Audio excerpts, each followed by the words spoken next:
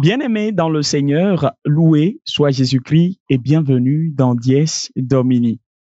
Sommes-nous des hommes et des femmes qui obéissent aux instructions de Dieu? Avons-nous une confiance totale en Jésus-Christ et une foi inébranlable en sa puissance dans notre monde aujourd'hui? Quand nos vies sont guidées par la peur, lorsque le doute envahit nos cœurs, Marie, Mère du Sauveur, entoure-nous de ta tendre douceur. Remets-nous dans les bras du Seigneur. Faites tout ce qu'il vous dira. Ô Marie, apprends-nous à suivre Jésus-Christ. Faites tout ce qu'il vous dira. Ô Marie, aide-nous à vivre de l'esprit. Chers internautes, nous sommes très heureux de vous retrouver en notre compagnie en ce deuxième dimanche du temps ordinaire de l'année liturgique. C'est où l'Église, notre mère, nous propose de méditer l'Évangile selon Saint Jean au chapitre 2 du 1er au 11e verset. Pour nous aider à mieux comprendre les textes de ce dimanche et à en tirer des enseignements pour notre vie chrétienne, nous recevons le Père Jean-Claude Do depuis la France. Père, loué soit Jésus-Christ et merci de répondre à notre invitation. À jamais ainsi soit-il et merci pour votre invitation. Plaisir partagé, Père Jean-Claude. Si j'ai une bonne mémoire, votre dernière émission avec nous remonte à l'année passée, c'était le dimanche de la Sainte Famille. Voilà, nous sommes dans une nouvelle année. Comment avez-vous donc passé les festivités de fin d'année? Comment avez-vous démarré cette nouvelle année? Et donc, quels sont vos vœux pour la SMA Togo TV? Les fêtes se sont bien déroulées et nous avons commencé l'année avec beaucoup d'espérance. D'ailleurs, dans le diocèse où je suis, on a eu la joie d'accueillir le pape François le 15 décembre et maintenant nous commençons l'année nouvelle avec justement le jubilé pèlerin de l'espérance. Alors, je puis vous dire que cette année 2025, selon les humains, nous le prenons comme une année de grâce, une année de bénédiction divine, et nous essaierons d'y travailler de notre côté aussi. Et pour SMA TV, nous souhaitons toujours plus de belles émissions, une progression dans les programmes, et à tous ceux qui écoutent, tous ceux qui sont les téléspectateurs, les internautes de la SMA TV, nous souhaitons la présence de Dieu dans vos vies. Nous souhaitons aussi beaucoup de paix. Nous souhaitons la confiance, la persévérance dans ce que vous faites et nous souhaitons tout le bien que Dieu veut pour vous, qui vous bénisse et que l'espérance conduise toujours toute votre vie. Voilà. Amen. Merci beaucoup, Père. Nous vous transmettons également nos vœux les plus sincères. Nous vous souhaitons une bonne mission et que Dieu lui-même achève en vous ce qu'il a déjà commencé. Amen. Merci. Merci, Père. Alors, chers téléspectateurs, je vous l'annonçais tantôt, le Père Jean-Claude Do est dans la barque avec nous. Nous allons poursuivre notre exercice habituel de commentaires des textes liturgiques de dimanche. Alors, nous allons demander humblement au Père Jean-Claude Do de nous faire lecture de cet évangile selon Saint Jean au chapitre 2 du 1er au 11e verset. En ce temps-là, il y eut un mariage à Cana de Galilée. La mère de Jésus était là. Jésus aussi avait été invité au mariage avec ses disciples. Or, on manqua de vin. La mère de Jésus lui dit, ils n'ont pas de vin. Jésus lui répond, femme, que me veux-tu? Mon heure n'est pas encore venue. Sa mère dit à ceux qui servaient, tout ce qu'il vous dira, faites-le. Or, il y avait là 6 jarres de pierre pour la purification rituelle des Juifs. Chacune contenait 2 à 3 mesures, c'est-à-dire environ 100 litres. Jésus dit à ceux qui servaient, Remplissez d'eau les jarres, et ils les remplirent jusqu'au bord. Il leur dit, maintenant puisez et portez-en au maître du repas. Ils lui emportèrent, et celui-ci goûta l'eau changée en vin. Il ne savait pas d'où venait ce vin, mais ceux qui servaient le savaient bien, eux qui avaient puisé l'eau. Alors le maître du repas appelle le marié et lui dit, tout le monde sert le bon vin en premier, et lorsque les gens ont bien bu, on apporte le moins bon. Mais toi, tu as gardé le bon vin jusqu'à maintenant. Tel fut le commencement des signes que Jésus accomplit. C'était à Cana de Galilée. Il manifesta sa gloire et ses disciples crurent en lui. Acclamons la parole de Dieu. Louange à toi, Seigneur Jésus. Merci, Père Jean-Claude, pour la lecture de l'évangile de ce dimanche. Père Jean-Claude, voilà, le dimanche passé, c'était le dimanche du baptême de Jésus qui a mis fin au temps de Noël.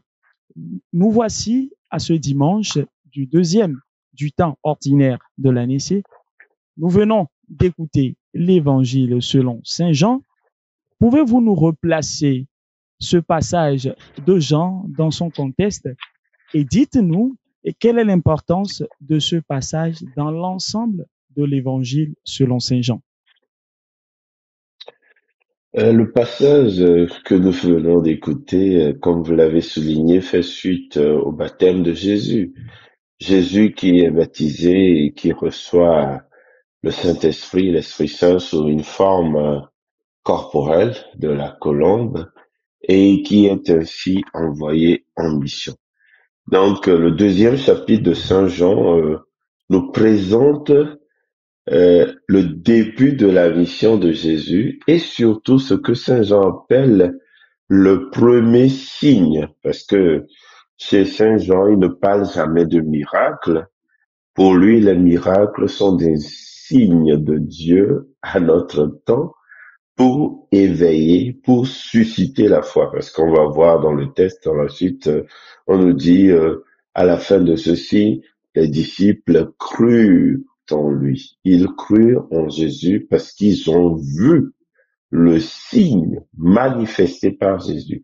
Le miracle du vin dans Saint Jean nous montre justement, la confiance, la foi qui s'est manifestée. Ça nous montre aussi la délicatesse, l'attention, la sollicitude d'une certaine personne. Cet évangile nous montre aussi que, en fait, Dieu prend le peu que l'homme apporte et le transforme en ce qui est meilleur, en ce qui est important pour nous. Et nous pouvons le rapporter, par exemple, à Jean chapitre 6, le discours sur le pain de vie. Nous pouvons aussi le rapporter plus tard, au moment où Jésus, cette fois-ci, transforme le pain en son corps et en son corps, et puis il transforme le vin aussi en son sang. Donc, l'introduction de ce qu'on appelle le deuxième chapitre, le miracle ou les noces à Cana, nous montre vraiment la bonté de Dieu et la surabondance de tout ce que Dieu peut faire dans la vie d'un homme en transformant pour lui tout ce qui était mort en vie, en transformant l'eau en vin. Bien, mon Père, merci pour cette mise en lumière. Et en lisant ce passage, on est directement frappé par l'intervention de Marie. Et quel est le rôle de Marie dans ces noces à Cana et que signifie cette confiance exprimée par faites tout ce qu'il vous dira? Oui, ce passage nous est très bénéfique parce que nous voyons que le premier miracle de Jésus est obtenu par sa mère. C'est extraordinaire. D'ailleurs, Jésus lui fait une réponse quand Marie va le voir plutôt, pardonnez-moi, et lui dit, ben, ils n'ont plus de vin, ou ils n'ont pas de vin. Jésus lui dit, mais femme, que me veux-tu? Une autre tradition, si on veut respecter ce qu'on appelle les aramaïsmes, c'est-à-dire que le langage propre de Jésus, on pourrait traduire femme, quoi pour toi et pour Mm. moi. Hein. En quoi est-ce que cela nous concerne? En fait, normalement, des gens organisaient leurs noces, ils devraient prévoir du vin. Pourquoi tu viens m'interpeller? Mais nous, on n'est que des invités, quoi, en fait. Donc, Jésus était invité. Et pourtant, quand sa mère va le voir, elle devient en quelque sorte ce qu'on appelle une intercessrice, une Oui, co-rédemptrice dans le sens où c'est elle qui obtient le premier miracle alors qu'on ne lui a rien demandé. demander. C'est Ça exactement nous ça. montre la sollicitude de Marie. Vous remarquerez que elle observe. Pourquoi? Dans un mariage, quand vous n'avez plus de vin, quand vous n'avez plus de boisson pour les gens, c'est une catastrophe. Alors, il faut remarquer que Marie ne veut pas que nos vies soient catastrophiques. Marie ne veut pas de rater dans nos vies. Et connaissant son fils, ça aussi, il faut s'en souvenir, Marie connaît son fils mieux que quiconque. Marie a porté en son sein 9 mois durant le Christ et on sait aujourd'hui quels sont les échanges possibles entre un enfant dans le sein de sa mère et sa mère, et dans les deux sens d'ailleurs. Donc, Marie connaît son fils. Et sa confiance débordante qui lui fait dire aux autres, faites tout ce qu'il vous dira, c'est que elle-même déjà est passée par là. Marie, en adoration devant son fils, sait qui il est. Marie, dans l'obéissance de la foi déjà au Père, à l'Esprit et aussi par Gabriel, sait qui est Dieu et ce qu'il est capable de faire. Alors Marie n'a aucun doute. Vous vous rappellerez bien sûr quand Élisabeth dit à Marie, bienheureuse celle qui a cru aux promesses qui lui furent De faites de la de part la de part. Dieu. Donc Marie, c'est la femme de la foi véritable, une confiance inébranlable en Dieu et aussi en ce Dieu fait homme qu'est son fils. Alors Marie n'avait aucun doute sur la compassion de son fils. Elle n'avait aucun doute sur la générosité de Jésus. Elle n'avait aucun doute sur la bonté de son fils. Et malgré que son fils lui dise, mon heure n'est pas encore venue, elle savait que Dieu ne pouvait pas laisser ces personnes tomber dans la honte, que le Seigneur ne pouvait pas les abandonner à leur triste sort. Bien sûr, on peut dire qu'ils ont été imprudents, ils n'ont rien prévu. Bon, nous pouvons juger à notre manière humaine, mais je crois que Dieu est toujours au-delà de toutes ces considérations mesquines. Et Marie, ici, nous le démontre avec brio. Voilà un peu, dès le commencement, ce qu'on peut retenir de cette Sainte Vierge. Oui, Marie nous le démontre avec brio, mon père. On voit déjà que Marie est attentive, Marie est confiante, mais venons maintenant à l'action qu'a effectuée Jésus. Pourquoi donc a-t-il choisi ces noces à Cana pour accomplir sa première mission? Ben, on pourra faire plein de suppositions. Ben, je crois que tout l'évangile est décrit sous la forme d'un festin. Déjà, quand on prend la prophétie d'Isaïe, venez, Dieu a préparé un festin de viande grasse et de vin capiteux.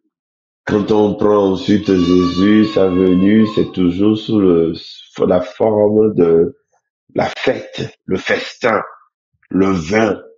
coule à flot. On nous dit qu'il y a euh, des viandes savoureuses, etc.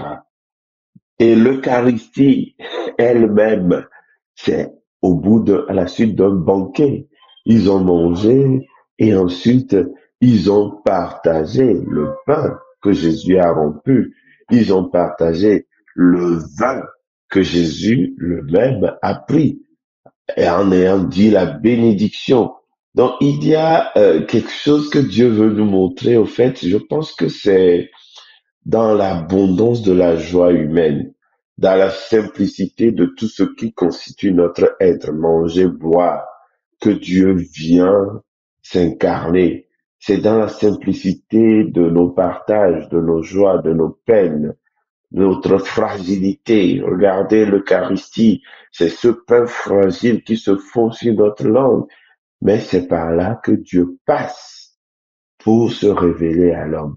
Voilà pourquoi le Dieu chrétien, ce n'est pas un Dieu qu'il faut aller chercher dans les nuages. C'est pas un Dieu qu'il faut monter sur un piédestal. Parce que quand, comme disait un des théologiens, nous cherchions Dieu dans les nuages alors qu'il était là, en train de nous laver les pieds.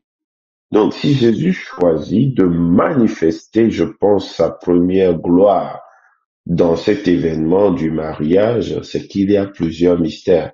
Saint Paul nous dit que le mariage en lui-même déjà, c'est le mystère de Dieu qui épouse notre nature. C'est le mystère du Christ qui prend soin de l'Église et qui donne sa vie pour lui. Et il nous dit que c'est un grand mystère. Donc, on voit là l'admirable échange. Dieu prend la nature humaine pour nous donner sa nature divine. Il y a comme un mariage mystique entre notre humanité fragile, parfois brisée, déchue, et la divinité toute parfaite de ce Jésus-là, de son Père, de l'Esprit Saint. Il y a ce premier avantage qu'on pourrait remarquer. Ensuite, c'est qu'au fait, Dieu prend parti pour nous. Dieu, je crois, s'immerge dans notre misère. Dieu se mêle à la pâte humaine. Dieu veut se salir les mains, si on veut dire, avec nous. Et il vient se mêler à nos fêtes. Il vient se mêler aussi au risque de désespoir, au risque de perdre la face. Et il commence justement par un festin. Il vient transformer la pénurie, le manque, le risque de la honte en abondance. Il vient transformer notre eau en vin. Vous savez, pour les prêtres, comme nous célébrons l'Eucharistie, il y a quelque chose d'extraordinaire que nous faisons. Nous prenons une goutte d'eau que nous mêlons au vin et nous faisons une extraordinaire prière. Nous disons, comme cette eau se mêle au vin pour le sacrement de l'alliance, puissions-nous être unis à la divinité de celui qui a pris notre humanité. Je crois qu'il n'y a pas plus belle prière, d'accord? C'est-à-dire, comme cette eau se mêle au vin pour le sacrement de l'alliance, puissions-nous être unis à la divinité de celui qui a pris notre humanité. Ça, c'est le cœur de la foi chrétienne et surtout de la foi chrétienne catholique. Dieu s'est fait homme pour que l'homme devienne Dieu. Saint Irénée est le père de l'Église. Bien, Père. Une autre lecture de ce dimanche, c'est la première lecture tirée du livre d'Isaïe. Mon Père, on voit Dieu qui déclare son amour pour son peuple que nous sommes, un message poétique. Et j'aimerais bien savoir quelle relation pourrions-nous établir entre cette première lecture et l'évangile selon Saint Jean. Mais bien sûr, déjà, on voit clairement le symbole du mariage, comme la jeune mariée fait la joie de son mari. Ainsi tu seras à la joie de ton Seigneur. Vous voyez, nul ne te dira plus délaissé. À ton pays, nul ne dira désolation. Toi, tu seras appelé ma préférence. Cette terre se nommera l'épousée. C'est extraordinaire que le Seigneur reprenne les images du mariage humain pour nous expliquer son attachement à nous.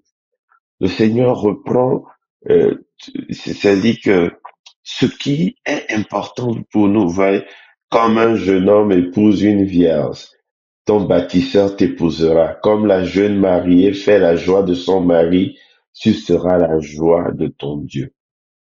Toutes ces déclarations nous ramènent au mystère dont j'ai parlé tout à l'heure dans l'Évangile quand j'ai évoqué Saint Paul, qui nous rappelle que le mariage est sur le modèle de Jésus qui donne sa vie pour son épouse qui est l'Église. Cela nous montre la qualité, la profondeur, la puissance de l'amour de Dieu pour un être humain et qui se révèle justement par le fait que le Seigneur prenne notre nature, mais encore qui nous invite à la fête et que ce soit lui qui donne le vin, qui est le symbole de la joie.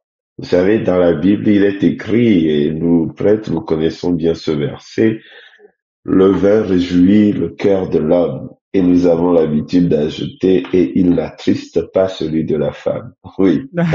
Donc, le vin, quand, quand, quand on est enivré de vin, la joie est débordante. Même les gens les plus tristes, quand le vin, c'est comme un désinhibiteur, en fait. Donc, on dit, il faut faire attention quand on boit du vin, parce que in vino veritas. Quand on boit du vin, on finit par dire des choses qu'on aurait voulu cacher. En fait, Dieu nous déclare sa flamme. Dieu nous prouve son amour, son attachement à nous. Et même la création, c'est le fruit de l'amour de Dieu. Dieu nous aime. Ce qui fait que nous comptons pour quelque chose, c'est que Dieu nous aime. Ce qui fait que nous sommes de fragiles créatures, de pauvres humains, mais qui sont des princes, des princesses, c'est parce que Dieu nous aime. C'est ça notre force. C'est ça notre héritage. Et donc, quand on prend les images dans les lectures pour nous parler de jeunes mariés, fait qui fait la joie de son mari, ici, Dieu est considéré comme le mari de l'humanité et nous sommes considérés comme des épouses de Dieu. Donc nous sommes les fiancés qui faisons la joie de Dieu. Nous faisons la joie de Dieu. Dieu se complaît dans les créatures parfois viles et serviles que nous sommes. Et c'est ça qui fait que nous sommes pauvres, nous sommes fragiles, mais nous sommes enfants de Dieu. Voilà, bien aimé.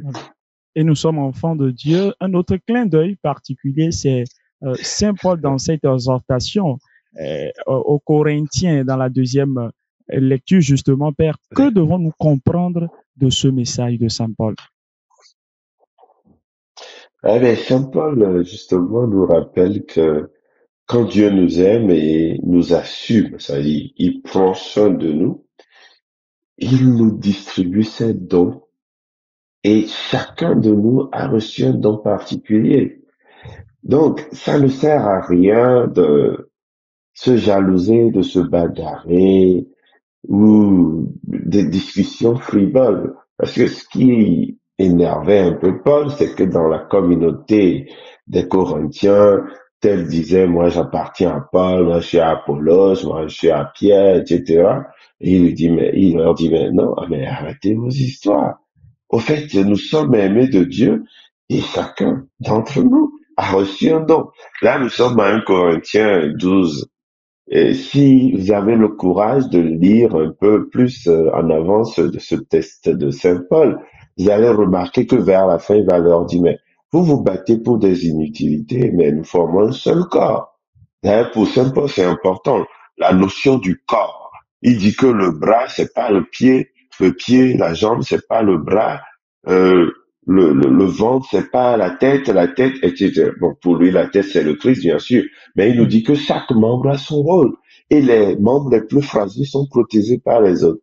Et à la fin du chapitre 12 de 1 Corinthiens, il dit, mais vous recherchez les dons. Laissez-moi vous dire quel est le plus beau des dons. Et c'est là où nous tombons sur le chapitre 13, de 1 Corinthiens qu'on appelle l'hymne à l'amour. Vous avez 1 Corinthiens 13, versets 1 à 8. J'ai beau parler les langues des anges, j'ai beau donner mon corps à brûler, si j'ai pas l'amour, si j'ai pas la charité, je suis un airain qui retentit, je suis une cymbale qui sonne, je ne suis rien, etc. Et il nous dit, demeure en vous. Là, il dit, la foi, l'espérance et la charité. La plus grande des trois, c'est la charité. L'amour ne passera pas. Les prophéties se tairont, les langues se tairont, tous les miracles disparaîtront. Mais ce qui va demeurer, c'est l'amour. Même la charité et la foi. Je crois que beaucoup ne comprennent pas. Au ciel, vous n'avez pas besoin de, vous m'excusez, je voulais dire l'espérance et la foi. Au ciel, est-ce que on doit encore espérer ce qu'on possède déjà? Jésus disait déjà aux gens qui disaient, mais pourquoi tes disciples ne jeûnent pas? Il dit, mais écoutez, l'époux est là, il ne peut pas jeûner. Au ciel, l'espérance ne sera plus nécessaire puisque nous possédons ce que nous attendions, Dieu lui-même. Au ciel, la foi n'est plus, en tout cas telle que nous la connaissons sur terre, n'est plus nécessaire, puisque ce que notre foi nous dit, nous l'avons, c'est Dieu. Par contre, Saint Jean dit Dieu est amour. Alors l'amour demeurera. C'est pourquoi Saint Paul dit, la plus grande des trois, c'est la charité, c'est l'amour. Alors, il revient ici pour nous dire, ben, vous voyez, Dieu nous donne les dons, c'est pour le bien-être de tous. Et on peut voir que Marie a eu ce don, cette grâce particulière d'être généreuse, d'être dans l'obéissance, le silence, d'être observatrice, d'être dans la sollicitude pour les autres. Et Dieu le lui a rendu puisque c'est sa foi qui obtient à ce jeune couple marié l'abondance, la surabondance. Vous imaginez, on nous dit qu'un vase fait 100 litres. Donc Jésus fait 600 litres de vin pour un mariage. Eh ben, imaginez la fin, ben, je veux pas en parler parce que je sais pas comment ils sont partis là, à la fin de ce mariage, voilà. Donc, Saint Paul nous dit ici que c'est dans l'esprit qu'est manifestée la surabondance des grâces de Dieu et elle est donnée à chacun selon la volonté de Dieu et ses capacités. Bien, merci, Père. Alors, à nos chers téléspectateurs, que retenir, mon Père, en une phrase de ce deuxième dimanche du temps ordinaire? En une phrase, ça va être compliqué, mais moi, je retiens toujours vraiment cette discrète sollicitude de Marie. Vous savez, Marie, c'est comme vraiment cette mère attentive à tout. Chaque détail n'échappe pas à la Vierge Marie. Et puisqu'elle a un grand pouvoir sur le cœur de son Fils, quand Marie parle pour nous, Dieu lui obéit. Dieu se fait redevable à sa mère. Et Dieu, par amour pour nous, n'oublie jamais de remplir nos coupes de sa joie. Ne cesse jamais de nous enivrer du vin de sa sainteté. Son Esprit Saint qui nous donne tous les dons, comme nous le dit bien sûr Saint Paul dans cette deuxième lecture avec laquelle nous avons fini notre, je dirais, partage des tests des lectures de ce dimanche. Voilà. Mon Père, c'est également le début de la semaine de l'unité des chrétiens. Est-ce que vous aurez un Oui. message particulier à partager avec nous? Ah oui, je trouve que même la deuxième lecture tombe très bien. Vous savez, c'est écœurant, c'est une honte pour nous chrétiens d'être divisés, de nous bagarrer pour des histoires, alors que nous disons que nous louons le même Dieu. Vous savez, c'est vraiment déchirant quand vous voyez les chrétiens, vous m'excusez ma trivialité, se foutre sur la gueule pour des futilités, pour des doctrines humaines qu'ils ont ajoutées aux institutions et autres, alors que le Dieu est le même. Imaginez la honte que nous faisons devant le monde entier, quoi, en disant que moi je suis catholique, moi je suis protestant, moi je suis orthodoxe, moi je suis quoi, église éveillée, et puis il y en a qui croient ils ont plus Jésus que les autres. Et j'imagine la honte que nous devons foutre à Jésus lui-même dans notre manière humaine de nous entre-déchirer, quoi. Et puis, j'aimerais rappeler que l'unité ne vient pas des hommes, c'est Dieu qui fait l'unité, c'est Dieu qui est la vérité, c'est l'Esprit Saint qui unit les cœurs. Et tant que nous ne sortirons pas de nos mesquineries, de nos mensonges, de parfois même nos dogmatismes, aller vers le vrai Dieu, un Dieu qui se dépouille, un Dieu qui se donne dans l'humilité, alors toutes nos semaines de l'unité des chrétiens vont demeurer des mascarades, quoi. Ils vont demeurer un peu de folklore, et après chacun retourne en croyant que sans lui Paris sera pris, ou qui serait la cuisse droite de Jésus, quoi. En fait, c'est pas ça que Dieu nous appelle. Je crois qu'il faut éviter. Il y a un théologien qui s'appelle Nolan. Il nous dit qu'il faut éviter d'enfermer Dieu dans le carcan de nos pensées, hein, de nos pensées étriquées et humaines. Voilà pour la semaine de l'unité, que Dieu nous donne d'ouvrir nos cœurs à la grandeur de son amour. C'est ce que je nous souhaite à tous. Merci. Amen, mon Père.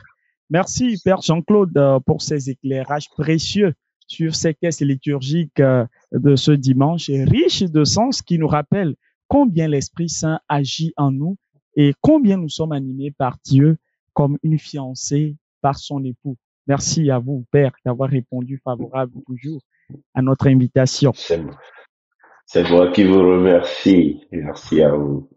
Bien, chers téléspectateurs de la SMA Togo TV, prenons le temps cette semaine de méditer sur les paroles suivantes et de nous ouvrir à l'action de Dieu. Marie nous invite à une confiance absolue en Dieu qui sait mieux que nous et qui a toujours des projets meilleurs pour nous. Parlons à la mère pour qu'elle transmette notre message à son fils et il nous surprendra.